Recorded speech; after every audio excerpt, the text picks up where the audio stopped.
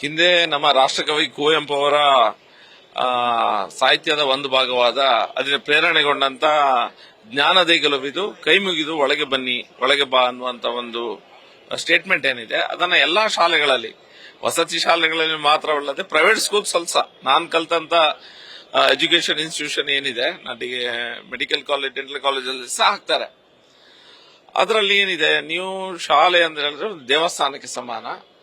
ಒಳಗೆ ಬರುವಾಗ ಕೈ ಮುಗಿದು ಒಳಗೆ ಬಾ ಅಂದ್ರೆ ನಿಮಗೆ ಜ್ಞಾನ ಪ್ರಾಪ್ತಿಯಾಗುವಂತ ಸ್ಥಳ. ಒಂದು ಬಹಳ ಮಹತ್ತರವಾದ ಒಂದು ವಿಷಯವನ್ನ, ಒಂದು ಮೆಸೇಜ್ ಅನ್ನ ಕೊಡುವಂತದ್ದು ಕುವೆಂಪು ಅವರೇ ಕೊಟ್ಟಂತದ್ದು. ಈ ರೀತಿಯ ಮೆಸೇಜ್ ಅನ್ನು ಕೊಟ್ಟಿದ್ದಾರೆ. ಈಗ ಸಡನ್ ಆಗಿ ರಾಜ್ಯದ ಹೆಚ್ಚಿನ ವಸತಿ ಶಾಲೆಗಳಲ್ಲಿ ಯಾರೊಬ್ಬ ಅಧಿಕಾರಿ ವಾಟ್ಸ್ಆಪ್ ಮೂಲಕನ ಅಥವಾ ಫೋನ್ ಮಾಡಿ ಮೌಖಿಕವಾಗಿ ಎಲ್ಲರಿಗೆ ಆದೇಶವನ್ನು ಕೊಟ್ಟಿದ್ದಾರೆ. ಜ್ಞಾನದೇ ಗೆಲುವಿದು ಕೈ ಮುಗಿದು ಒಳಗೆ ಬನ್ನಿ ಅನ್ನೋದ ಆ ಸ್ಟೇಟ್ಮೆಂಟ್ ಅನ್ನ ಚೇಂಜ್ ಮಾಡಿ ಜ್ಞಾನದೇ ಗೆಲುವಿದು ಧೈರ್ಯವಾಗಿ ಪ್ರಶ್ನಿಸಿ ಅನ್ನುವಂತ ಒಂದು ವಾಕ್ಯವನ್ನ ಅವರು ಹಾಕ್ತಾ ಇದ್ದಾರೆ. ಇದು ಲೆಫ್ಟ್ ಲೀನಿಂಗ್ ಇಕೋಸಿಸ್ಟಮ್ ಏನಿದೆ ಅವರೆಲ್ಲ ಸೇರಿ ಮಾಡಿದಂತ ಒಂದು ಕೆಲಸ. ಒಂದು ಜ್ಞಾನ ಅಲ್ಲಿ ಏನದು ರೆಸ್ಪೆಕ್ಟ್ ಅನ್ನ ನೀವು ಡಿಮಾಂಡ್ ಮಾಡಬಾರ್ದು, ರೆಸ್ಪೆಕ್ಟ್ ತನ್ನಿಂದ ತಾನೇ ಬರಬೇಕು. ಶಾಲೆ ಎನ್ನುವುದನ್ನ ರೆಸ್ಪೆಕ್ಟ್ ಆಟೋಮೆಟಿಕ್ ಬರಲೇಬೇಕು ಅನ್ನುವಂಥದ್ದು ಮತ್ತು ಶಾಲೆಗೆ ರೆಸ್ಪೆಕ್ಟ್ ಕೊಡಬೇಕು ಅನ್ನುವಂತ ಮೆಸೇಜ್ ಅನ್ನ ಕೊಡುವಂತ ಒಂದು ವಾಕ್ಯ ಅದು. ಕೈ ಮುಗಿದು ಒಳಗೆ ಬನ್ನಿ ಅನ್ನುವಂತಾಗ ಜ್ಞಾನದೇ ಗೆಲುವಿದು ಕೈ ಮುಗಿದು ಒಳಗೆ ಬನ್ನಿ ಅಂತ ಹೇಳಿದ್ರೆ ಶಾಲೆಗಳಿಗೆ ಇದು ನಾಲೆಜ್ ಇಂಪಾರ್ಟ್ ಮಾಡುವಂತ ಒಂದು ನಾಲೆಜ್ ಅನ್ನ ಜ್ಞಾನವನ್ನು ಕೊಡುವಂತ ಒಂದು ಸ್ಥಳ. ಅದಕ್ಕೆ ನೀನು ಕೈ ಮುಗಿದು ಒಳಗೆ ಬರಬೇಕು, ಅದಕ್ಕೆ ನಾವು ನಮ್ಮ ರೆಸ್ಪೆಕ್ಟ್ ಅನ್ನು ಕೊಡಬೇಕು ಅನ್ನುವಂತ ಒಂದು ಮೆಸೇಜ್ ಅನ್ನ ಕೊಡುವಂತದ್ದು. ಈಗ ಅದನ್ನೇ ಪ್ರಶ್ನೆ ಮಾಡುವಂತ ರೀತಿಯಲ್ಲಿ ಧೈರ್ಯವಾಗಿ ಪ್ರಶ್ನಿಸು ಅನ್ನುವಂತ ಒಂದು ಮೆಸೇಜ್ ಅನ್ನು ಹಾಕುವಂತ ಕೆಲಸಗಳನ್ನ ಮಾಡಿದ್ದಾರೆ. ನಾವು ಇವತ್ತು 0 ಅವರಲ್ಲಿ ಈ ವಿಷಯಗಳನ್ನ ತಿಳಿದುಕೊಳ್ತೇವೆ. ನಮ್ಮ ಇಡೀ ರಾಜ್ಯದ ಮಕ್ಕಳ ಭವಿಷ್ಯದೊಂದಿಗೆ ರಾಜ್ಯ ಸರ್ಕಾರ ಚೆಲ್ಲಾಟವಾಡ್ತಿದೆ ಎಂಬುವಂಥದ್ದು ನಮಗೆ ಭಾಸವಾಗ್ತಾ ಇದೆ.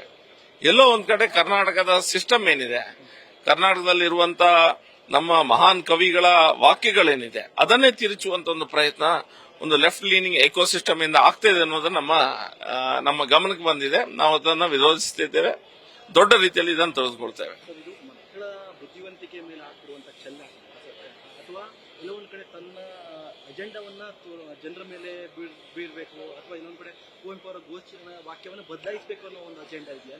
ನನ್ನ ಮನಸ್ಸಿಗೆ ಇದು ಕುವೆಂಪು ಅವರ ವಾಕ್ಯಗಳನ್ನೇ ಬದಲಾಯಿಸಿ ಲೆಫ್ಟ್ ಲೀನಿಂಗ್ ನಾನು ಆವಾಗ ಏನು ಹೇಳಿದೆ ಆ ರೀತಿಯ ಒಂದು ಮನಸ್ಥಿತಿಯ ಒಂದು ಸಮಾಜವನ್ನ ನಿರ್ಮಾಣ ಮಾಡುವಂತ ಪ್ರಯತ್ನವನ್ನ ನಮ್ಮ ಹಿಡನ್ ಎಜೆಂಡಾ ಏನಿದೆ, ಸರ್ಕಾರದ ಹಿಡನ್ ಎಜೆಂಡಾನೇ ಇದಂತಿದೆ. ಮಂಗಳೂರಿನಲ್ಲಿ ಒಂದು ಟೀಚರು ಧರ್ಮದ ಬಗ್ಗೆ ಅವಹೇಳನ ಮಾಡ್ತಾರೆ.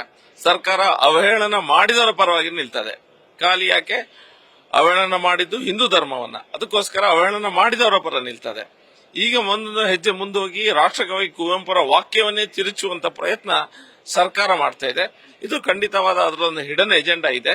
ಅವರೆಲ್ಲ ಒಟ್ಟಿಗೆ ಕೂತ್ಕೊಂಡು ಈ ರೀತಿಯ ಒಂದು ಎಜೆಂಡಾವನ್ನ ಮುಂದುವರಿಸುವಂತ ಪ್ರಯತ್ನವನ್ನ ಮಾಡ್ತಾ ಇದ್ದಾರೆ. ಅಕಸ್ಮಾತ್ ಅದನ್ನ ತಿದ್ದಿಲ್ಲ ಅಂದ್ರೆ ಘೋಷವಾಕ್ಯವನ್ನ ಬದಲಾಯಿಸಲಿಲ್ಲ ಅಂದ್ರೆ ಬಿಜೆಪಿಯ ನಡೆ ಹೇಗೆ?